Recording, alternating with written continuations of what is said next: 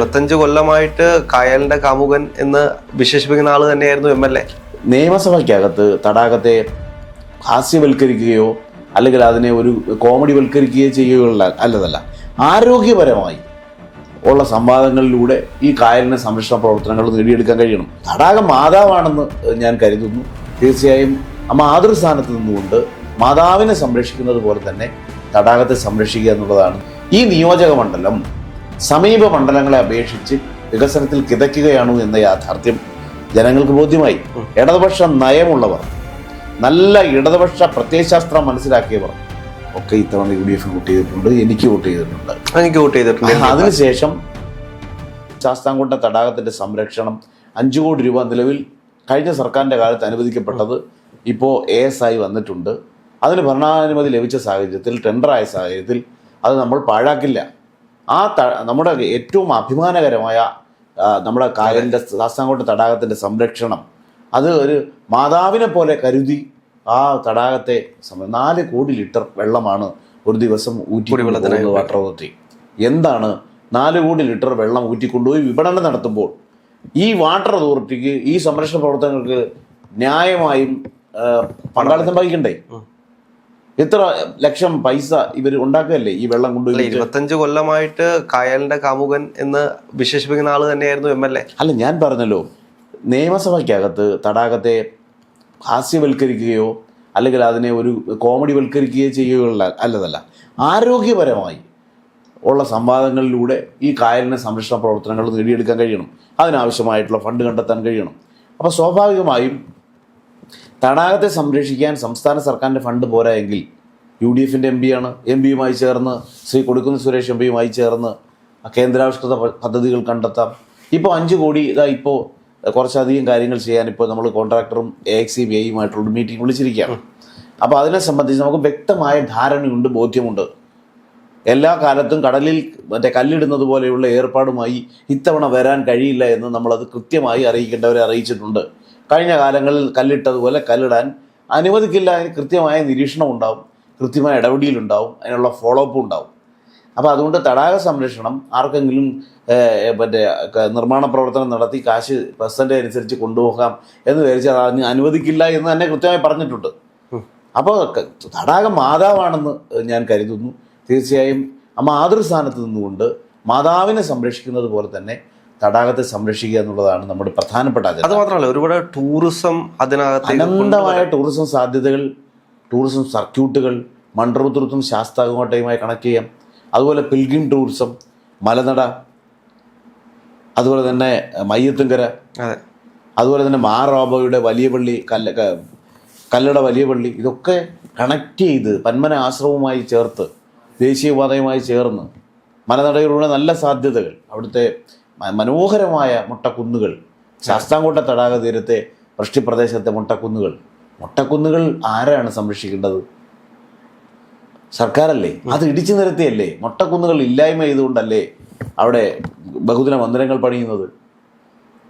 അപ്പോൾ excise complex നിർമ്മിച്ച് മുട്ടക്കുന്നുകൾ ഇടിച്ചു നിരത്തി എന്നിട്ട് അതേസമയം കാമുകയാണെന്ന് പറയുകയും അതേസമയം കാമുകയെ ഇങ്ങനെ ഉപദ്രവിക്കുകയും ചെയ്യുന്നത് ശരിയാണോ? അല്ല.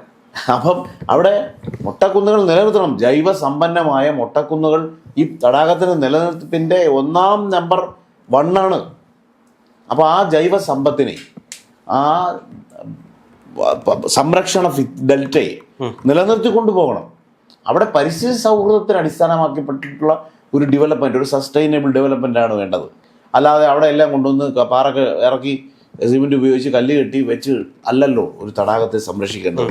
തടാകം എന്ന് പറഞ്ഞാൽ റംസാർ സൈറ്റിൽപ്പെട്ട തടാകങ്ങളൊക്കെ ഏകദേശം 100-50 വർഷം കഴിയുമ്പോൾ അതിനുണ്ടാകും. ഇതിനെ എത്രത്തോളം പരിപാലിച്ച് അതിനെ എത്രത്തോളം അടുത്ത തലമുറകളിലേക്ക് കൈമാറാമെന്നുള്ളതാണ്. എല്ലാ തടാകങ്ങൾക്കും അന്ത്യമുണ്ടാകുമെന്നുള്ളതാണ് പഠനം. ഇപ്പം കോഴിക്കോട് കേന്ദ്രീകരിച്ചുള്ള ഒരു സൊസൈറ്റിയുടെ പഠനത്തിൽ തന്നെ ശാസ്താംകോട്ട തടാകത്തിൻ്റെ ഈ ശോഷണം, അതിൻ്റെ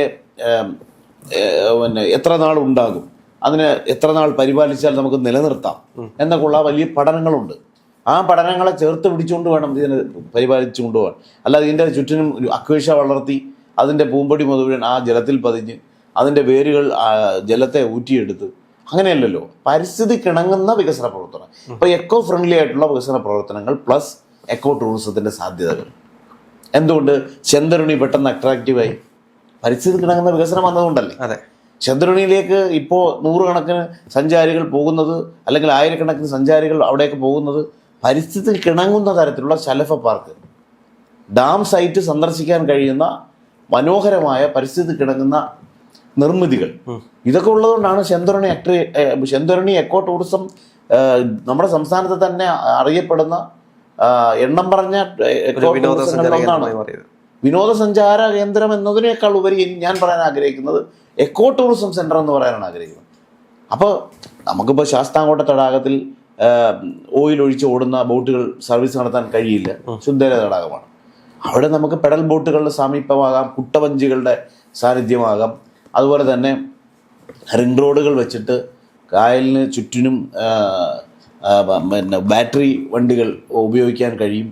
അപ്പോൾ പരിസ്ഥിതിക്കിണങ്ങുന്ന തടാകത്തെ നിലനിർത്തിക്കൊണ്ടുള്ള ടൂറിസം സാധ്യതകളാണ് ആരായേണ്ടത്. തിരിച്ചാണ് മൺട്രോത്തുരുത്തിൽ ഇപ്പോൾ ഒരു ഹൗസ് ബോട്ട്, ഷിക്കാർ ബോട്ട് മറിഞ്ഞു, 20ഓളം പേര് രക്ഷപ്പെട്ടു അത്ഭുതകരമായി. അത് പക്ഷേ കായലിൻ്റെ നടുക്കായിരുന്നുവെങ്കിലോ എത്ര ജീവനുകൾ നമുക്ക് നഷ്ടമാകുമായിരുന്നു. അപ്പോൾ അതിനെയൊക്കെ സസൂക്ഷ്മം നിരീക്ഷിച്ചും നിയന്ത്രിച്ചും ആ ടൂറിസത്തെ ഡെവലപ്പ് ചെയ്യാൻ നമുക്ക് കഴിഞ്ഞു. അവിടെ എസ് വളം എന്ന് പറയുന്ന സ്ഥലമുണ്ട്. അതാണ് കോർ ഏരിയ, മൺട്രോത്തുരുത്ത് ടൂറിസം സെൻ്ററുകളിലെ കോർ ഏരിയ. അവിടെ വന്നിറങ്ങുന്ന, അതായത് വെള്ളി, ശനി, ഞായർ ദിവസങ്ങളിൽ 10,000-കണക്കിന് തദ്ദേശീയരും വിദേശീയരുമായിട്ടുള്ള ടൂറിസ്റ്റുകളാണ് അവിടെ വന്നിറങ്ങുന്നത്. അവർക്കൊന്നും പ്രാഥമിക സൗകര്യം നിർവഹിക്കാൻ പോലും ഒരു സംവിധാനമില്ല എന്ന് പറയുമ്പോൾ എന്താണ് ഇത്രയും കാലം അവിടെ ചെയ്തുകൊണ്ടിരുന്നത്? ഇനി നമുക്ക് ചെയ്യേണ്ടത് എന്തൊക്കെയാണ്?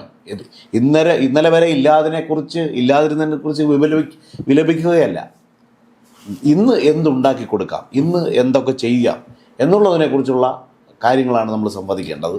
അത് തീർച്ചയായും ഇപ്പോൾ വരാൻ പോകുന്ന ബഡ്ജറ്റിൽ നമ്മൾ കൊടുത്തിട്ട് കിഴക്കേക്കണ്ട വൈദ്യുതിയുടെ കുറവ് പരിഹരിക്കാൻ, വോൾട്ടേജ് ക്ഷാമം പരിഹരിക്കാൻ 110 kV സബ്സ്റ്റേഷൻ അവിടെ അനുവദിക്കപ്പെട്ടിട്ടുണ്ട്. അതിന് നിർമ്മാണത്തിനായി തുക അനുവദിക്കണം.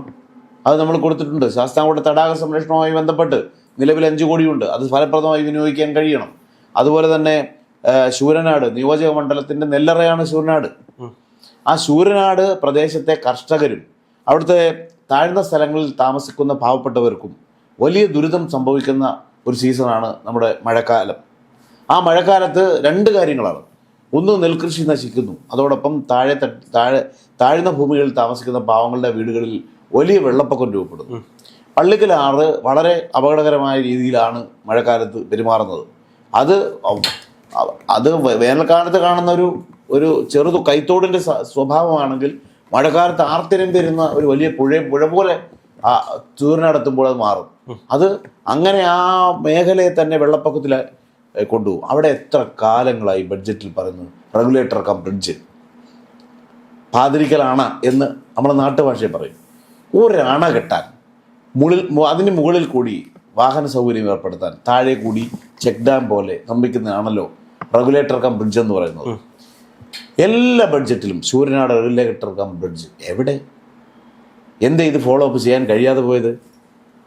അപ്പോൾ നമ്മുടെ നിയോജക മണ്ഡലത്തിൻ്റെ ഏറ്റവും പ്രധാനപ്പെട്ട വികസന പ്രവർത്തനങ്ങൾ എന്ന് ഐഡൻറ്റിഫൈ ചെയ്യാൻ, ഐഡൻറ്റിഫൈ ചെയ്തതിന് ശേഷം അതിന് സമ്പത്ത് കണ്ടതിന് ശേഷം ഭരണാനുമതി നേടിയതിനു ശേഷം ടെൻഡറാക്കാൻ, ഇതിനൊക്കെ ഒരു ഫോളോ അപ്പ് ആവശ്യമാണ്. എന്നെ സംബന്ധിച്ച് ഞാൻ പ്രധാനമായും ഫോക്കസ് ചെയ്തത് എന്തൊക്കെയാണ് നഷ്ടപ്പെട്ടു പോയത് അത് തിരിച്ചു കൊണ്ടുവരാൻ ഉള്ള ശ്രമങ്ങളുണ്ടാവും. കണ്ണങ്കാട് പാലം അതുപോലെ തന്നെ വളരെ പ്രധാനപ്പെട്ട ഒന്നാണ്. ഈ നിയോജക മണ്ഡലത്തിൽ ഇപ്പോഴും വഞ്ചിയിൽ പഠിക്കാൻ പോകാൻ വിധിക്കപ്പെട്ട സ്കൂൾ കുട്ടികളുള്ള സ്ഥലമാണ് പെരിങ്ങാലത്ത് ഹയർ സെക്കൻഡറി സ്കൂളിലേക്ക് പോകുന്ന കുട്ടികൾ വള്ളത്തിലാണ് പോകുന്നത്. ഒരു കുപ്പിക്കഴുത്തിന് സമാനമായ, ഒരു ചെറു കലങ്ങിന് സമാനമായ ഒരു പാലമാണ് കൊന്നേൽക്കടവ് പാലം. ആ കൊന്നേൽക്കടവ് പാലത്തിൻ്റെ ഉദ്ഘാടനം 2017 അതിൻ്റെ കല്ലിടിലിൻ്റെ ഉദ്ഘാടനം നടന്നു. ഇപ്പോൾ 2026. എന്തേ ഒരു ചെറിയ പാലം നിർമ്മിക്കാൻ ഇത്രയും തടസ്സമുണ്ടാകുന്നത്? പലവിധ കാരണങ്ങളുണ്ട്. പാരിസ്ഥിതിക ദുർബല പ്രദേശം, അസംസ്കൃത വസ്തുക്കൾ കൊണ്ടുവരാനുള്ള ബുദ്ധിമുട്ടുകൾ ഒക്കെയുണ്ട്. പക്ഷേ നമ്മൾ ഇതിനേക്കാൾ ദുർബലമായ എത്രയോ ഐലൻഡുകൾ കേരളത്തിൽ വൻ പാലങ്ങൾ പണിഞ്ഞു. ഏറ്റവും ഒടുവിൽ നമ്മുടെ പെരുമ്പളം പാലം എത്ര മനോഹരമായിട്ടാണ് പണിഞ്ഞെടുക്കാൻ കഴിഞ്ഞത്. അപ്പം അത്രയൊന്നും റിസ്ക് ഉള്ള ഏരിയ അല്ല പെരിങ്ങാലം എന്ന് പറയുന്നത്. പെരിങ്ങാലത്തിൻ്റെ വിവിധ ഭാഗങ്ങളുണ്ട്. ഒന്ന്, അഷ്ടമുടിയിൽ നിന്ന് നമുക്ക് ജങ്കാർ വഴി അസംസ്കൃത വസ്തുക്കൾ കൊണ്ടുവരാൻ കഴിയും. കണ്ണങ്കാട്ട് നിന്നും അസംസ്കൃത വസ്തുക്കൾ കൊണ്ടുവരാൻ കഴിയും. കണ്ണങ്കാടിൻ്റെ കണ്ണങ്കാട്ടിൻ്റെ വടക്കൻ പ്രദേശമായ പടിഞ്ഞാറേക്കട പഞ്ചായത്തിൽ നിന്നും അസംസ്കൃത വസ്തുക്കൾ നമുക്ക് ബോട്ടിൽ കൊണ്ടുവരാൻ കഴിയും. അതുപോലെ കോഴിയുള്ള ഭാഗത്ത് നമുക്ക് കൊണ്ടുവരാൻ കഴിയും. ഇതൊക്കെ അവിടെ നടക്കുന്ന സ്വകാര്യ റിസോർട്ട് നിർമ്മാണത്തിൽ ഇതൊക്കെ തന്നെയാണല്ലോ ചെയ്യുന്നത്. റോ മെറ്റീരിയൽസ് കൊണ്ടുവരാൻ അവരും ഇതൊക്കെയാണല്ലോ ചെയ്യുന്നത്. അപ്പോൾ എന്തുകൊണ്ട് പാലം നിർമ്മിതിക്ക് ഇത്തരം സാധ്യതകളെ പ്രയോജനപ്പെടുത്തിക്കൂടാ? അപ്പോൾ ഇതൊക്കെ ഇത്രയും കാലം എന്തുകൊണ്ട് നടക്കാതിരുന്നു? ഇനി ഇത് നടത്തിയേ മതിയാകൂ. സമീപ മണ്ഡലങ്ങളെ പോലെ തന്നെ നമ്മുടെ തടാക സംരക്ഷണമായാലും ഹോസ്പിറ്റൽ വികസനമായാലും നിർമ്മാണത്തിൽ ഉപേക്ഷിക്കപ്പെട്ടു പോയ പാലങ്ങളായാലും ഇപ്പോൾ പണിഞ്ഞുകൊണ്ടിരിക്കുന്ന പാലങ്ങളായാലും ഒരു കാര്യം ഞാൻ പറയാം. ഇടതുപക്ഷ ജനാധിപത്യങ്ങളുടെ കാലത്ത് അത്യാവശ്യം കിഫ്ബിയുമായി ബന്ധപ്പെട്ട് റോഡ് വർക്കുകൾ ഏകദേശം ഒരു 70% പണി പൂർത്തിയാക്കി. നമ്മൾ ഉള്ളതിനെ ഉള്ളതായി തന്നെ പറയണമല്ലോ, ചെയ്തതിനെ ചെയ്തതായി തന്നെ പറയണമല്ലോ. പക്ഷേ ഇപ്പോഴും ശാസ്താംകോട്ട റെയിൽവേ സ്റ്റേഷനിലേക്കുള്ള പ്രധാനപ്പെട്ട റോഡുകൾ, കാരാളിമുക്കിൽ നിന്നും റെയിൽവേ സ്റ്റേഷൻ വഴി കുറ്റിമുക്കിലേക്ക് പോകുന്ന പാത, നമ്മളിപ്പോൾ അതിൻ്റെ പുറകിലാണ്. ഇപ്പോൾ കഴിഞ്ഞ ദിവസം ടെൻഡർ വെച്ചു, എടുക്കാൻ ആളില്ല. അപ്പോൾ യുദ്ധം നടന്ന സമയത്ത് ടാറിന് 3 ഇരട്ടി വില കൂടി എന്നാണ് അതിന് ന്യായീകരണം പറയുന്നത്. ടെൻഡർ എടുത്ത ആളുകൾ മുങ്ങിപ്പോകുന്ന സാഹചര്യം ഉണ്ടായി. അപ്പോൾ ആഗോള അടിസ്ഥാനത്തിൽ ടാറിന് ഉണ്ടായ വിലവർദ്ധനവ് ഈ നിലവിലുള്ള അനുവദിക്കപ്പെട്ട പണവുമായി താരതമ്യം ചെയ്യുമ്പോൾ അവർക്ക് നഷ്ടമാണ് എന്നുള്ളത് കൊണ്ടാണ് ഇവർ ഇതിൻ്റെ റോഡ് നിർമ്മാണം ഏറ്റെടുക്കാതെ പോകുന്നതെന്നാണ് പറയുന്നത്. 7ാമത്തെ തവണയാണ് കഴിഞ്ഞ ദിവസം ടെൻഡർ വെച്ചത്. ആ ടെൻഡർ എടുക്കാൻ ആരും വന്നില്ല. പക്ഷേ നമ്മൾ ടെൻഡർ എടുക്കാൻ ആളിനെ കണ്ടെത്തും. ആ വർക്ക് ആവശ്യമായ ഫണ്ട് കൂടി പ്ലസ് ചെയ്ത് ആ റോഡ് നിർമ്മാണം നമ്മൾ ഉടൻ ആരംഭിക്കും. ഏറ്റവും മോശപ്പെട്ട ഈ 100 കണക്കിന് സർക്കാർ ഉദ്യോഗസ്ഥരും വിദ്യാർത്ഥികളും തൊഴിലാളികളും ഒക്കെയാണ് ശാസ്താംകോട്ട റെയിൽവേ സ്റ്റേഷനിൽ നിന്നും രാവിലെയും വൈകിട്ടുമൊക്കെയായി ട്രെയിനിനെ ആശ്രയിച്ച് വരവും പോകും. അപ്പം അവരുടെ ഏറ്റവും പ്രധാനപ്പെട്ട, അല്ലെങ്കിൽ ആ നാട്ടിലെ ആളുകൾക്ക് സഞ്ചാര യോഗ്യമാക്കാൻ ഈ റെയിൽവേ സ്റ്റേഷൻ കൂടി യാഥാർത്ഥ്യമാക്കണം. അതുപോലെ തന്നെ കുന്നത്തൂർ ഗ്രാമപഞ്ചായത്തിൻ്റെ കിഴക്കൻ പ്രദേശങ്ങളിലെ മുഴുവൻ ഗ്രാമീണ റോഡുകളും തകർന്ന് തരിപ്പണമായി കിടക്കുകയാണ്. എന്തേ കാരണം? അവിടെ കരുനാഗപ്പള്ളി കുന്നത്തൂർ ശുദ്ധജല പദ്ധതിയുമായി ബന്ധപ്പെട്ട്, കുടിവെള്ള പദ്ധതിയുമായി ബന്ധപ്പെട്ട് അവിടെ ഒരു വലിയ വാട്ടർ പ്ലാന്റ് നിർമ്മാണം നടക്കുന്നു. ആ നിർമ്മാണവുമായി ബന്ധപ്പെട്ട് പൈപ്പിടാൻ വേണ്ടി കുഴിച്ച മുഴുവൻ റോഡുകളും തകർന്ന് തരിപ്പണമായി. കാൽനട പോലും അസാധ്യമായ ഒരു മേഖലയാക്കി കുന്നത്തൂർ പഞ്ചായത്തിൻ്റെ ഐവറുകാല കിഴക്കൻ മേഖല, അമ്പുവിള പോലെയുള്ള സ്ഥലങ്ങളിലെ റോഡുകൾ തകർന്ന് തരിപ്പണമായി. അതുപോലെ തന്നെ വലിയ അന്താരാഷ്ട്ര നിലവാരത്തിൽ പണിയാൻ പോകുന്നു എന്ന് പറഞ്ഞ് ഫ്ലക്സ് വെച്ച് വലിയ ആർഭാടമായി ഉദ്ഘാടനം നടത്തിയ ഞാങ്കടവ് പാകിസ്ഥാൻ മുക്ക് റോഡ് വളരെ കുറച്ച് ഭാഗം മാത്രമാണ് ടാർ ചെയ്തിട്ടുള്ളത്. ഇനി പ്ലാമുക്ക് മുതൽ വീണ്ടും കിടക്കുകയാണ് റോഡ് ടാർ ചെയ്യാൻ. അപ്പോൾ ഇതൊക്കെ കൃത്യമായ ഫോളോ അപ്പ് ഇല്ലാത്തതുകൊണ്ടോ കൃത്യമായ മോണിറ്ററിംഗ് ഇല്ലാത്തതുകൊണ്ടോ സംഭവിച്ചതാണെന്ന് പറഞ്ഞാൽ അത് ഏതെങ്കിലും വ്യക്തികളെ അപഹസിക്കുന്നതല്ല, യാഥാർത്ഥ്യമാണ്. അത് ജനങ്ങൾ തിരിച്ചറിയും. അവിടേക്കാണ് നമ്മൾ വിജയത്തിലേക്ക് വരുന്നത്. കൃത്യമായി കഴിഞ്ഞ 5 വർഷക്കാലം ഈ വികസനമില്ലായ്മയെ ചോദ്യം ചെയ്യാനും ആ പറയുന്ന കാര്യങ്ങൾ യാഥാർത്ഥ്യമാണ്, ഈ UDFും ഉല്ലാസ് കോവൂരും പറയുന്നതിൽ യാഥാർത്ഥ്യമുണ്ട് എന്ന് ജനങ്ങൾക്ക് ബോധ്യമായി. അത് ഓരോരോ വിഷയങ്ങൾ, അത് ഏതെങ്കിലും ഒരു റോഡ് മാത്രമല്ല, ഏതെങ്കിലും ഒരു നിലച്ചുപോയ പദ്ധതി മാത്രമല്ല. ഈ നിയോജക മണ്ഡലം സമീപ മണ്ഡലങ്ങളെ അപേക്ഷിച്ച് വികസനത്തിൽ കിതയ്ക്കുകയാണോ എന്ന യാഥാർത്ഥ്യം ജനങ്ങൾക്ക് ബോധ്യമായി. അവരത് ഏറ്റെടുത്തു. അതുകൊണ്ടാണ് ഈ 6 പഞ്ചായത്ത്, 10ൽ 6 പഞ്ചായത്തും ഇടതുപക്ഷ ജനാധിപത്യ നല്ല മാർജിൽ, വ്യത്യസ്തമായ മാർജിൽ ഭരിച്ചുകൊണ്ടിരിക്കുകയാണ്. ഗ്രാമപഞ്ചായത്ത്, ബ്ലോക്ക് പഞ്ചായത്ത് ഇടതുപക്ഷത്തിൻ്റേത്, ജില്ലാ പഞ്ചായത്ത് ഇടതുപക്ഷത്തിൻ്റേത്. സ്വാഭാവികമായും ഇത്രയും സാധ്യതകൾ തദ്ദേശ സ്ഥാപനങ്ങളും MLAയും സംസ്ഥാന ഭരണവും തുടർഭരണം 10 വർഷം, എന്നിട്ടും ഇതൊന്നും നടക്കാതെ പോയി എന്നത് ജനം ചർച്ച ചെയ്യപ്പെട്ടു. അവിടേക്കാണ് നമ്മളുടെ സമരമുഖങ്ങളുടെ തുറന്നു വച്ചത്. അവിടേക്കാണ് നമ്മളുടെ ക്യാമ്പയിനുകൾ തുറന്നു വച്ചത്. അവിടേക്കാണ് നമ്മളുടെ സാന്നിധ്യം, നമ്മളുടെ നിരന്തരമായ മുക്കിനും മൂലയിലുമുള്ള സാന്നിധ്യം ഒക്കെ ജനം വിലയിരുത്തി സ്വാഭാവികമായും മറ്റ് മണ്ഡലങ്ങളുമായി താരതമ്യം ചെയ്തു.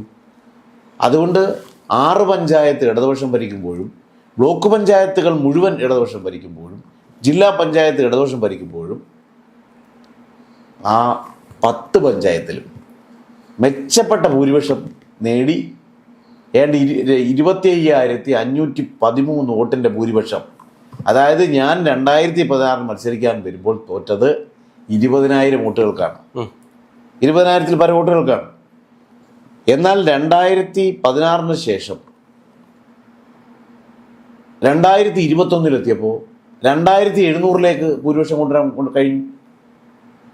ആ 2700-നെയാണ് 25,000 പരം വോട്ടുകൾക്ക് പ്രിയപ്പെട്ട നല്ലവരായ നമ്മുടെ നാട്ടുകാർ ഐക്യജനാധിപത്യ മുന്നണിക്ക് 982 ശേഷം ഒരു സുവർണ അവസരം നൽകിയത്. ഒരു ചെറിയ മാർജിൻ. എല്ലാവരും പറഞ്ഞത് 5,000 വോട്ടിന് UDF ജയിക്കും, അല്ലെങ്കിൽ 2,000 വോട്ടിന്, അതെ 2,000 വോട്ടിന് LDF ജയിക്കും എന്നൊക്കെ പറഞ്ഞെടുത്താണ് രാവിലെ കൗണ്ടിംഗ് സ്റ്റേഷനിൽ ഞാൻ ഉണ്ടായിരുന്നു. ഞങ്ങൾ പ്രതീക്ഷിച്ചത് ശൂരനാട് വടക്ക് പഞ്ചായത്തിലെ ആദ്യ ലീഡ് 700 വോട്ടിന് UDF മുന്നിട്ട് നിൽക്കും എന്നുള്ളതായിരുന്നു ഞങ്ങളുടെ ചിന്ത. അവിടെ 1,800-ൽ പരം വോട്ടുകൾക്ക് ലീഡ് ചെയ്തു. ഞാൻ അപ്പം തന്നെ കൗണ്ടിംഗ് സ്റ്റേഷനിൽ ഇറങ്ങി. കാരണം ശൂരനാട് ഉറപ്പിച്ചു ഞാൻ ജയിച്ചത്.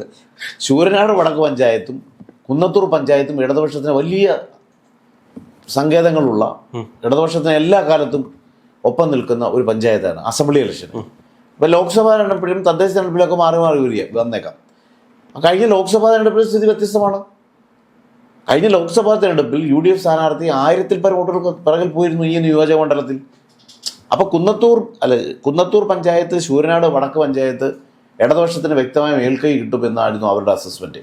പക്ഷേ 1,800-ൽ പരം വോട്ടുകൾക്ക് UDF ഭൂരിപക്ഷം വർദ്ധിപ്പിച്ചു. അപ്പോഴേ ഞാൻ കൗണ്ടിംഗ് സ്റ്റേഷനിൽ നിന്ന് ഇറങ്ങിപ്പോയി എന്ന് പറഞ്ഞാൽ ഞാൻ അപ്പം രാവിലെ എല്ലാവരെയും കണ്ട് എല്ലാവരുമായി സന്തോഷം പങ്കിട്ടിട്ട് തിരിച്ചിറങ്ങാൻ വന്നതാണ്. പക്ഷേ ഈ ഭൂരിപക്ഷം വന്നപ്പോൾ സ്വാഭാവികമായി പിന്നെ അവിടെ നിൽക്കണ്ട എന്നുള്ളത് ബോധ്യപ്പെട്ട് ഞങ്ങൾ കൗണ്ടിംഗ് സ്റ്റേഷന് പുറത്തു വന്ന് പ്രവർത്തകരോടൊപ്പം പോരുകയായിരുന്നു. എന്ന് വെച്ചാൽ ശൂരനാട് വടക്ക് പഞ്ചായത്ത് 1,800 വോട്ടുകൾക്ക് ലീഡ് ചെയ്താൽ സ്ഥാനാർത്ഥി 20,000 ഭൂരിപക്ഷം 20,000-ന് മുകളിലായിരിക്കുമെന്ന കൃത്യമായ ബോധ്യം വളരെ നേരത്തെ നമുക്കുണ്ടായിരുന്നു. അപ്പം അങ്ങനെ ജനങ്ങൾ ഒരു മാറ്റം ആഗ്രഹിച്ചു. കുന്നത്തൂരിലെ ജനങ്ങൾ ഒരു മാറ്റം ആഗ്രഹിച്ചു. ഏതെങ്കിലും ഒരു സൈബറിടത്തിൽ വന്ന് വ്യക്തികളെ, സ്ഥാനാർത്ഥികളെ അപമാനിച്ചാൽ, വ്യക്തിത്വത്തെ തകർത്ത് തരിപ്പണമാക്കാമെന്ന് കരുതിയാൽ അതൊന്നും ഇനി വിലപ്പോവില്ല എന്ന് സൈബർ ഇടങ്ങളിൽ അപവാദങ്ങൾ പ്രചരിപ്പിക്കുന്നവർക്ക് കൂടിയുള്ള തിരിച്ചടിയായിരുന്നു. കാരണം 10 വർഷത്തിൻ്റെ അധികാരത്തിൻ്റെ ഒരു ഉന്മാദമുണ്ടായിരുന്നു. മറ്റുള്ളവരോടെല്ലാം പുച്ഛമായിരുന്നു. മറ്റുള്ളവരെല്ലാം സമരം ചെയ്യുന്നവരോട് സമരം ചെയ്യുന്ന ആളുകളോടൊക്കെ ഒരു അവജ്ഞയായിരുന്ന ഒരു കാലം. ഞങ്ങളല്ലാതെ മറ്റാര്. അതെ, അതൊക്കെ വലിയ തിരിച്ചടിയായി. അപ്പോൾ അതൊക്കെ പറയുമ്പോഴും ഞാൻ വളരെ തുറന്ന സമീപനത്തോടുകൂടി പറയട്ടെ, നല്ല ഇടതുപക്ഷ പ്രവർത്തകർ, നല്ല സംഘടനാബോധമുള്ളവർ, ഇടതുപക്ഷ നയമുള്ളവർ, നല്ല ഇടതുപക്ഷ പ്രത്യയശാസ്ത്രം മനസ്സിലാക്കിയവർ ഒക്കെ ഇത്തവണ UDF വോട്ട് ചെയ്തിട്ടുണ്ട്. എനിക്ക് വോട്ട് ചെയ്തിട്ടുണ്ട്. അതിനുശേഷം ഈ തെരഞ്ഞെടുപ്പിന് ശേഷം നമ്മൾ ഇറങ്ങി വരുമ്പോൾ നമുക്ക് ബോധ്യപ്പെട്ടിട്ടുള്ള കാര്യമാണ്, എല്ലാ കാലത്തും ഇടതുപക്ഷത്തിന് വോട്ട് ചെയ്തുകൊണ്ടിരുന്ന നല്ലൊരു വിഭാഗം ഇടതുപക്ഷ പ്രവർത്തകർ നമുക്ക് വോട്ട് ചെയ്തിട്ടുണ്ട്. ഇപ്പോൾ SDP പോലെ PDP പോലെ ഉള്ള സംഘടനകളുടെ വോട്ടിൽ തങ്ങൾ വിജയിക്കുമെന്നായിരുന്നു ഇടതുപക്ഷം കുന്നത്തൂരിൽ അവകാശപ്പെട്ടത്. തെരഞ്ഞെടുപ്പിന് ശേഷം ഒരു നല്ല ദീർഘകാലം ഉണ്ടായിരുന്നല്ലോ റിസൾട്ടിലേക്ക് വരുമ്പോൾ. ആ കാലത്ത് ഇടതുപക്ഷ ജനാധിപത്യം വേണ്ടി പറഞ്ഞെന്താ, ഇടതുപക്ഷ ജനാധിപത്യം വേണ്ടി ജില്ലാ പഞ്ചായത്ത് പ്രസിഡന്റായിരുന്ന വ്യക്തി, അദ്ദേഹം CPIM-ന്റെ കൊല്ലം ജില്ലാ കമ്മിറ്റി അംഗമാണ്. അദ്ദേഹം തെരഞ്ഞെടുപ്പ് കൗണ്ടിംഗ് ദിവസം, പോളിംഗ് ദിവസം അദ്ദേഹവും LDF-ന്റെ സ്ഥാനാർത്ഥിയുമായി ചേർന്ന് പരസ്യമായി SDP പഞ്ചായത്ത് മെമ്പറോടൊപ്പം SDP നേതാക്കളോടൊപ്പം വോട്ട് പിടിക്കുന്ന ദൃശ്യങ്ങൾ വളരെ വൈറലായില്ലേ? അപ്പോൾ എന്തൊരു ഗതികേടാണത്. ഒരു പാർട്ടിയുടെ വളരെ ഉത്തരവാദിത്തപ്പെട്ട ജില്ലാ കമ്മിറ്റിയിൽ ഇരിക്കുന്ന ഒരു സഖാവ്, ആ പദത്തിന് ഒരുപാട് അർത്ഥങ്ങളുണ്ടല്ലോ, ഒരുപാട് അർത്ഥതലങ്ങളുണ്ടല്ലോ. ആ സഖാവ് SDP പോലെയുള്ള പാർട്ടികളുമായി ചേർന്ന് വോട്ട് പിടിക്കുക ഒരു സ്ഥാനാർത്ഥിയോടൊപ്പം നിന്ന്. അതൊക്കെ ഈ നിയോജക മണ്ഡലത്തിൽ വലിയ ചർച്ചയായി എന്നുള്ളതാണ്. അതായത് SDP-യുടെയും PDP-യുടെയും വോട്ട് വാങ്ങിച്ചിട്ടും LDF അവിടെ തോറ്റു എന്നാണോ പറയേണ്ടത്? എങ്ങനെ തോറ്റു എന്നുള്ളതല്ലേ, അതിദയനീയമായി തോറ്റു എന്ന് പറയേണ്ടി വരും. കാരണം ഒരു ഘട്ടത്തിൽ പോലും LDF-ന്റെ അസസ്മെൻറ്റിൽ 2,000 വോട്ടിൽ LDF വിജയിക്കും, അത് ഞാൻ ഈ പറഞ്ഞ കുന്നത്തൂർ ഗ്രാമപഞ്ചായത്തിലും ശൂരനാട് വടക്ക് ഗ്രാമപഞ്ചായത്തിലുള്ള വോട്ടിംഗ് ഷെയറിലാണ് അവർ പറയുന്നത്. ആ പറയുന്ന കുന്നത്തൂർ ഗ്രാമപഞ്ചായത്തിൽ കഴിഞ്ഞ നിയമസഭാ തെരഞ്ഞെടുപ്പിൽ ഈ പറയുന്ന ഞാങ്കടവ് മുതൽ പാകിസ്ഥാൻ മുക്ക് വരെ കൈവർകാല കീച്ചപ്പള്ളി മേഖലയിലുള്ള LDFന് അപ്രമാദിത്വമുള്ള 3 വാർഡുകളിൽ നിന്നുള്ള വോട്ടുകളിലാണ് കഴിഞ്ഞ തവണ LDF വിജയിച്ചതെങ്കിൽ ഒരിക്കൽ പോലും UDF ലീഡ് ചെയ്യാത്ത കീച്ചപ്പള്ളി വാർഡിൽ 24 വോട്ടിന് UDF ലീഡ് ചെയ്തു. അപ്പം കഴിഞ്ഞ തവണ ഉണ്ടായ പരാജയത്തിൽ നിന്നും ഞങ്ങൾ തിരുത്തേണ്ടത് തിരുത്തി, ഞങ്ങൾ മനസ്സിലാക്കേണ്ടത് മനസ്സിലാക്കി, ഞങ്ങൾക്ക് റെഡ് സോണായിട്ടുള്ള 30 ബൂത്തുകളെ ഐഡൻറ്റിഫൈ ചെയ്ത് ആ 30 ബൂത്തുകളിൽ പ്രവർത്തനങ്ങൾ വളരെ നേരത്തെ വിപുലപ്പെടുത്തി അവിടെ അമ്മ മനസ്സ് പോലെയുള്ള ജനകീയ പ്രസ്ഥാനങ്ങളെ സംഘടിപ്പിച്ച് എൻ്റെ അമ്മയടക്കം നേതൃത്വം കൊടുത്തു. ആ തെരഞ്ഞെടുപ്പ് വലിയ വിവാദം കൊണ്ടുവന്നു. എൻ്റെ അമ്മയുടെ പാദം തൊട്ട് തൊഴുന്ന ഒരു ചിത്രം അമ്മ മനസ്സ് എന്ന് പറയുന്ന ഒരു സാംസ്കാരിക കൂട്ടായ്മ ഒരു പ്രചരണ ബോർഡായി പ്രദർശിപ്പിച്ചിരുന്നു. എൻ്റെ അമ്മയെ പോലും തെരഞ്ഞെടുപ്പ് ഘട്ടത്തിൽ സൈബർ ഇടങ്ങളിൽ വന്ന് എത്ര ഹീനമായിട്ടാണ് ആക്രമിച്ചത്. ഞാനൊരു പൊതുരംഗത്ത് നിൽക്കുന്ന ആളാണ്, ഞാനൊരു മത്സരരംഗത്തേക്ക് വരുന്ന ആളാണ്. സ്വാഭാവികമായി എന്നെ ആക്രമിക്കും. അത് 2014-ലും 2021-ലും എത്രമാത്രം ക്രൂരമായിട്ടാണ് ചെയ്തിട്ടുള്ളത് നമുക്ക് നന്നായിട്ടറിയാം. പക്ഷേ എൻ്റെ മാതാവിനെ പോലും തെരഞ്ഞെടുപ്പ് ഘട്ടത്തിൽ എത്ര മോശപ്പെട്ട എത്ര ഹീനമായിട്ടാണ് ആക്രമിച്ചത്. അതൊക്കെ ജനങ്ങൾ കണ്ടുകൊണ്ടിരിക്കുകയല്ലേ. ഇപ്പം സോഷ്യൽ മീഡിയയിലും അല്ലെങ്കിൽ കവലപ്രസംഗത്തിലുമൊക്കെ സ്ഥാനാർത്ഥികളെ വ്യക്തിഹത്യ നടത്തിയാൽ വിജയിച്ചു കയറുന്ന കാലം പോയി എന്ന് ഈ സൈബർ ഇടങ്ങളിൽ വന്ന് ഇത്തരം മോശം കാര്യങ്ങൾ എഴുതി വെക്കുന്ന ആളുകൾ തിരിച്ചറിയണം. ഒരു പരിധിവരെ ഇടതുപക്ഷ ജനാധിപത്യ മുന്നണിക്ക് വലിയ പരാജയം സമ്മാനിച്ചത് ഈ സൈബർ ഇടങ്ങളിൽ പ്രവർത്തിക്കുന്ന ആളുകളാണ്. ഒരു കാരണം സോഷ്യൽ മീഡിയ നിന്ന് എന്തും പറയാമെന്ന ഒരു ബോധ്യമാണ് ഇവരെ നയിക്കുന്നത്. കാരണം ഞങ്ങൾ അല്ലാതെ വേറെ ആരാണ് എന്ന ചോദ്യം തന്നെ അതല്ലേ. ഹുങ്കിൻ്റെയും ധാർഷ്ട്യത്തിൻ്റെയും ധിക്കാരത്തിൻ്റെയും അവിടെ നല്ല സഖാക്കൾ തിരിച്ചറിഞ്ഞു. നല്ല ഐഡൻറ്റിറ്റിയുള്ള ഐഡിയോളജിയെ ഇഷ്ടപ്പെട്ട മാർക്സിസത്തെ സ്നേഹിക്കുന്ന മാനവികതയെ സ്നേഹിക്കുന്ന നല്ല സഖാക്കൾ UDF വോട്ട് ചെയ്തുകൊണ്ടല്ലേ കേരളത്തിൽ ഇത്രയും വലിയ ഭൂരിപക്ഷത്തിൽ UDF വിജയിച്ചത്. തീർച്ചയായിട്ടും. അതുകൊണ്ട് ഈ പ്രസ്ഥാനം ഞങ്ങളുടെ നേതാക്കളടക്കം പറയുന്നത് ഇടതുപക്ഷ ജനാധിപത്യ മുന്നണിയും അവരുടെ പ്രസ്ഥാനങ്ങളും ഈ സംസ്ഥാനത്ത് നിലനിന്നേ മതിയാകൂ, അല്ലെങ്കിൽ അവിടെ വർഗീയ ശക്തികൾക്ക് വേരോട്ടമുണ്ടാകും എന്ന തിരിച്ചറിവ് ഉള്ളതുകൊണ്ട് തുറന്നു തന്നെ പറയുന്നല്ലോ. ഇപ്പം RSPയുടെ നേതാക്കൾ ഞങ്ങളെ പരിഹസിച്ചത് എത്രമാത്രമാണ്. 2014 തെരഞ്ഞെടുപ്പിൽ എൻ്റെ നേതാക്കളായിട്ടുള്ള സഖാവ് A അസീസ്, സഖാവ് പ്രേമചന്ദ്രൻ, സഖാവ് ഷിബു ബേബി ജോൺ എന്നീ 3 നേതാക്കൾ, ജീവിച്ചിരിക്കുന്ന 3 നേതാക്കളുടെ ഫോട്ടോ വെച്ച് കുന്നത്തൂർ നിയോജക മണ്ഡലത്തിൽ ആകമാനം, ജില്ലയിലാകമാനം ആദരാഞ്ജലികൾ ബോർഡ് വെച്ചില്ലേ, റീത്ത് വെച്ചില്ലേ. ഞങ്ങൾ അത് സഹിച്ചവരാ, ഞങ്ങൾ അതിനെ അതിജീവിച്ചവരാ. പക്ഷെ 4 MLA-മാരുണ്ട് ഇന്ന് ഒരു സ്വതന്ത്രൻ ഉൾപ്പെടെ 4 MLA-മാരുണ്ട്. CPM-ന് എത്ര ജനപ്രതിനിധി ജില്ലയിൽ? ആരുടെയെങ്കിലും ജീവിച്ചിരിക്കുന്ന നേതാക്കളുടെ ഫോട്ടോ വെച്ച് ആദരാഞ്ജലി അടിക്കുന്ന സംസ്കാരമല്ല ഞങ്ങളുടേത്. ഞങ്ങൾ ആ സംസ്കാരത്തിലേക്ക് വരാൻ ഞങ്ങൾ ആഗ്രഹിക്കുന്നുമില്ല.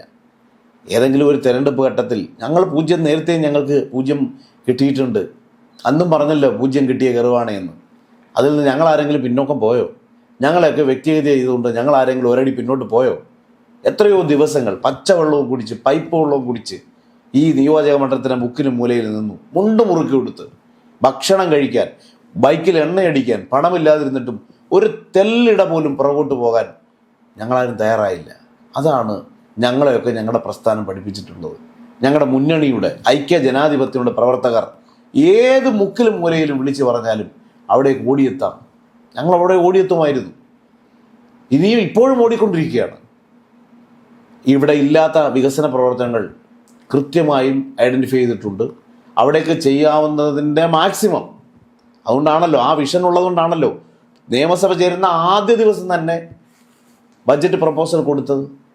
അപ്പോൾ നമ്മളെ സംബന്ധിച്ച് ആ വിഷൻ നമുക്കുണ്ട് എന്നുള്ളത് കൃത്യമായി മുഖ്യമന്ത്രിക്കടക്കം, ധനമന്ത്രിയാണല്ലോ മുഖ്യമന്ത്രി, സ്വാഭാവികമായി അദ്ദേഹത്തിന് അത് ബോധ്യപ്പെട്ടിട്ടുണ്ട്. അദ്ദേഹത്തിന് നിയോജക മണ്ഡലത്തിൻ്റെ പരിമിതികൾ പറഞ്ഞ് മനസ്സിലാക്കിയിട്ടുണ്ട്. സഹായകരമായ നിലപാട് സ്വീകരിക്കാമെന്ന് അദ്ദേഹം ഉറപ്പ് വന്നിട്ടുണ്ട്. എല്ലാ മന്ത്രിമാരും, ഇപ്പം ശ്രീ രമേശ് ചെന്നിത്തലയായാലും ശ്രീ ഷിബു ബേബി ആയാലും ഈ നിയോജക മണ്ഡലത്തിൽ UDF-ൻ്റെയും UDYF-ൻ്റെയും നേതാക്കളായിട്ടിരിക്കുന്ന എത്രയോ ആളുകൾ കഴിഞ്ഞ എത്രയോ ഉപതെരഞ്ഞെടുപ്പുകളിൽ സജീവ സാന്നിധ്യമായി നിന്നവരാണ് ഞങ്ങൾ. ഈ UDF-ൻ്റെയും UDYF-ൻ്റെയും സമരമുഖങ്ങളിൽ അടിയേറ്റ് ലോക്കപ്പ് മർദ്ദനങ്ങളേറ്റ് ജയിൽവാസം അനുഷ്ഠിച്ചില്ലേ? എത്ര തവണയാണ് ഞങ്ങളെയൊക്കെ RYF-ന്റെ സംസ്ഥാന ഭാരവാഹി എന്നുള്ള നിലയിൽ, UDYF-ന്റെ സംസ്ഥാന ഭാരവാഹി എന്നുള്ള നിലയിൽ ഈ തിരുവനന്തപുരത്ത് ഇവിടെ തന്നെ എത്ര ദിവസമാണ് ഞങ്ങളെ ജയിലിലടച്ചത്? ഞങ്ങളാരെങ്കിലും പിന്നോട്ട് പോയോ? ഞങ്ങളുടെ തലയിലെ തുന്നിക്കെട്ടുകൾ എത്രയാവുള്ളത്? ഞങ്ങളാരെങ്കിലും പിന്നോട്ട് പോയോ? എത്ര 42 കേസുകളുണ്ട് RYF സംസ്ഥാന പ്രസിഡന്റ് എന്നുള്ളതിൽ എനിക്ക് മാത്രം. ഞങ്ങളുടെ സംസ്ഥാന സെക്രട്ടറി എരവൂരത്തു നിന്നുള്ള MLA ശ്രീ അഡ്വക്കേറ്റ് വിഷ്ണുമോഹൻ എത്ര സമരമുഖങ്ങൾ അടിയേറ്റ് വീണു. ഞാനടക്കം ഞങ്ങളുടെ ജില്ലാ ഭാരവാഹികളടക്കം എത്ര സമരമുഖങ്ങൾ അടിയേറ്റ് വീണു. മുഖ്യമന്ത്രിയുടെ ഓഫീസിൽ കയറി കരിങ്കൊടി കെട്ടിയ പ്രസ്ഥാനമാണ് RYF. കാസർഗോഡ് നിന്നും തിരുവനന്തപുരം വരെ പ്രതിഷേധ പരിസ്ഥിതി സൗഹൃദ സമര സന്ദേശ ജാഥ, cycle ride, Kerala cycle ride നടത്തിയില്ലേ? എണ്ണിയാലൊടുങ്ങാത്ത സമരങ്ങൾ RYF-ന്റെ നേതൃത്വത്തിൽ, UDYF-ന്റെ നേതൃത്വത്തിൽ കഴിഞ്ഞ 10 വർഷക്കാലം സംഘടിപ്പിച്ചു. ഞങ്ങളുടെ പാർട്ടിയെ സംബന്ധിച്ച് ഞങ്ങൾ അഭിമാനത്തോടെ പറയുന്നു, ഞങ്ങളുടെ യുവജന പ്രസ്ഥാനമായ RYF-ന് 50% സീറ്റ് മത്സരിക്കാൻ തന്നില്ലേ? സംസ്ഥാന പ്രസിഡന്റ് എന്നുള്ള നിലയിൽ ഞാൻ മത്സരിച്ചു, സംസ്ഥാന സെക്രട്ടറി എന്നുള്ള നിലയിൽ വിഷ്ണുമോഹൻ മത്സരിച്ചു. അതേപോലെ യുവാവായിട്ടുള്ള ശ്രീ സന്തോഷ് ഭദ്രൻ ആറ്റിങ്ങിൽ നിന്ന് മത്സരിച്ചില്ലേ? പിന്നെ പയ്യന്നൂർ നമുക്ക് കിട്ടിയത് ഞങ്ങളുടെ സീറ്റാണ്. സ്വതന്ത്ര സ്ഥാനാർത്ഥി എന്നുള്ള നിലയിൽ ശ്രീ സഖാവ് B കുഞ്ഞികൃഷ്ണൻ അദ്ദേഹത്തെ മത്സരിപ്പിച്ചത്, സഖാവ് ഷിബു ബേബി ജോൺ. അപ്പം ഞങ്ങളെ സംബന്ധിച്ച് ഞങ്ങൾ നടത്തിയ സമര പോരാട്ടങ്ങൾക്ക്, സമരമുഖങ്ങൾക്ക്, ഞങ്ങൾ ചീന്തിയ രക്തത്തിന് ഞങ്ങളുടെ മാതൃപ്രസ്ഥാനം നൽകിയ അംഗീകാരമാണ്. സെക്രട്ടറിയും പ്രസിഡന്റിനെയും മത്സരിപ്പിച്ചു, മറ്റൊരു യുവാവിനെ ഇരവിരുത്തും മത്സരിപ്പിച്ചു. അപ്പം സ്വാഭാവികമായും നമ്മളെടുക്കുന്ന ആ എഫർട്ടിന് ജനം കൃത്യമായും മറുപടി തരും. ആ മറുപടിയാണ് ഈ തെരഞ്ഞെടുപ്പിൽ കണ്ടിട്ടുള്ളത്. എന്താണെങ്കിലും ഇപ്പോൾ അങ്ങയുടെ വികസന കാഴ്ചപ്പാട് ചോദിച്ചപ്പോൾ തന്നെ അങ്ങ് കുന്നത്തൂരിന്റെ ഓരോ മുക്കും മൂലയും ഓരോ പേര് സഹിതം പറയാൻ കഴിയുന്നത്. അപ്പോൾ അത് തന്നെ ഒരു ജനപ്രതിനിധിക്ക് തൻ്റെ സ്വന്തം മണ്ഡലം മുഴുവൻ അറിയാമെന്നുള്ളൊരു. 2016 വരെ ദൃശ്യമാധ്യമ രംഗത്ത് നിന്നയാളാണ്. 2016 തെരഞ്ഞെടുപ്പിന് ശേഷം വീണ്ടും എനിക്കൊരു മറ്റൊരു ദൃശ്യമാധ്യമത്തിൽ ജോലി കിട്ടിയതാണ്. ഏകദേശം 85,000 രൂപ സാലറി ഒരു പ്രമുഖ ചാനലിൽ ജോലി കിട്ടിയതാണ്. അപ്പോൾ എൻ്റെ പാർട്ടി പറഞ്ഞത് കൃത്യമായി നീ മത്സരിച്ചു, ഇനി വീണ്ടും മത്സരിക്കണം, അതുകൊണ്ട് തൽക്കാലം പൊതുരംഗത്ത് തുടരാനാണ്. സ്വാഭാവികമായിട്ടും വളരെ നേരത്തെ തന്നെ സംഘടനാ രംഗത്തുണ്ടായിരുന്നയാളാണ്. വിദ്യാർത്ഥി യൂണിയൻ, ഞങ്ങളുടെ വിദ്യാർത്ഥി പ്രസ്ഥാനമായ പ്രോഗ്രസീവ് സ്റ്റുഡൻസ് യൂണിയൻ PSU-വിൻ്റെ തേവലക്കര ബോയ്സ് ഹൈസ്കൂൾ യൂണിറ്റ് സെക്രട്ടറിയായി പൊതുരംഗത്ത് പ്രവർത്തനം ആരംഭിച്ചയാളാണ്. അപ്പോൾ ഈ നിയോജക മണ്ഡലത്തിൻ്റെ മുക്കിലും മൂലയിലും ഒരു ഫുൾ ഓപ്ഷൻ കറുത്ത ഇന്നോവ ക്രിസ്റ്റയെ ഫോളോ ചെയ്യാൻ ഞങ്ങളുടെ ബൈക്കുണ്ടായിരുന്നു. ആ ബൈക്കിൻ്റെ, ആ 2 വീലറിൻ്റെ പുറകിലിരുന്ന് ഞാൻ ഈ ഇന്നോവ ക്രിസ്റ്റയെ ഫോളോ ചെയ്തു പോയി എന്നുള്ളതാണ്. അപ്പോൾ ആ മുക്കിനെക്കുറിച്ചും ആ മൂലയെക്കുറിച്ചും കൃത്യമായ ഇല്ലായ്മകളെക്കുറിച്ചും നല്ല പഠനം നടത്താൻ കഴിഞ്ഞു. ആ പഠനം നടത്തിയത് വെറുതെ അല്ല, ആ പോരായ്മകൾക്ക് പരിഹാരം കണ്ടെത്താനാണ്. കൃത്യമായും ആ പരിഹാരം കണ്ടെത്തിയേ പിന്നോട്ട് പോകും. എന്താണെങ്കിലും മുക്കും മൂലയും അറിയുന്ന MLA-ക്ക് എവിടെയൊക്കെ എന്തെല്ലാം വികസനങ്ങൾ കൊണ്ടുവരണമെന്നുള്ള കൃത്യമായ കാഴ്ചപ്പാടുണ്ട്. ഇനിയും അങ്ങക്ക് ഒരുപാട് ദൂരങ്ങൾ പോകാനുണ്ട്. എല്ലാവിധ ആശംസകളും നേരുന്നു. Thank you sir. നന്ദി, നമസ്കാരം.